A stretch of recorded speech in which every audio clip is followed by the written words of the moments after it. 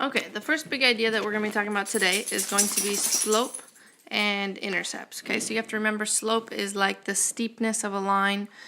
Some words you might use for it would be rise over run if you're looking at a graph. The actual formula is y2 minus y1 over x2 minus x1. You also might see the letter M used for slope. Okay, and x-intercept is when y equals 0. Okay, it's where the line hits the x-axis. The y-intercept is when x equals 0. It's where the line hits the y-axis. Okay, remember the x-axis is horizontal and the y-axis is vertical. So number one, if we wanted to find the slope, we would just use the slope formula. So we would take our y2 minus y1, so negative 1 minus 3 over. And then on the bottom you would have 4 minus 2. So to simplify, you'd have negative 1 minus 3, which is negative 4, 4 minus 2, which is 2, which simplifies to negative 2. Okay, number 2, 1/2, find x. Okay, so if we plug this into the formula, we would do 8 minus 7 over x minus 4. On top, you'd have 8 minus 7, which is 1. Okay, over x minus 4. Well, we know we want the top to be 1 because our slope is 1/2. Which means this bottom needs to be equal to 2. Okay, so that means x minus 4 needs to equal 2. Well, if you solve that equation, you'd get x equals 6, so x was 6. Okay? Find the slope. 3x plus 2y equals 24. We can start by finding the x-intercept and y-intercept. Remember I told you the x-intercept is when y is 0. Okay, so if I just completely get rid of that 2y, I just pretend it's gone because I plugged in 0. So 3x equals 24, solve that, divide by 3.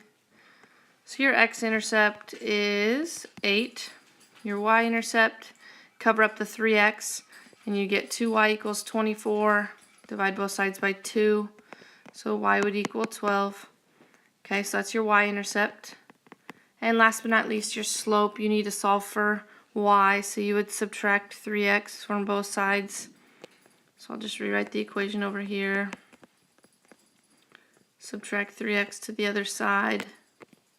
So you'd have 2y equals negative 3x plus 24. Divide everything by 2.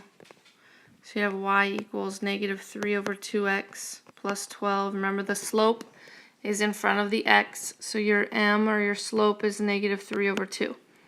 Okay, that's how you find the slope, the x-intercept, and the y-intercept from an equation.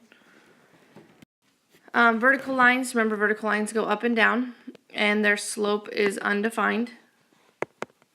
Okay, they're undefined because really it means you had a number divided by 0, and you can't divide by 0, so that makes it undefined. Horizontal lines, remember, go left to right, and their slopes are 0 because it was 0 divided by a number, and 0 divided by anything is 0. On a racetrack, we clock the distance the car has traveled twice. At 10 seconds, the car has traveled 15 meters.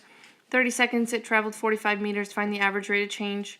Okay, rate of change is just another fancy way of saying slope. Okay, so if you put this into 2 points, and you always put time first, this would be like, the first one was after 10 seconds, it went 15 meters, and then after 30 seconds, it went 45 meters. Okay, so I would just then, remember y2 minus y1 over x2 minus x1, so 45 minus 15 over 30 minus 10, so you'd have 30 over 20, and then make sure you simplify your fraction, so 3 over 2. So your average rate of change would be 3 meters for every 2 seconds. Alright, so that's your review on slope and intercepts. Go ahead and try the independent practice now.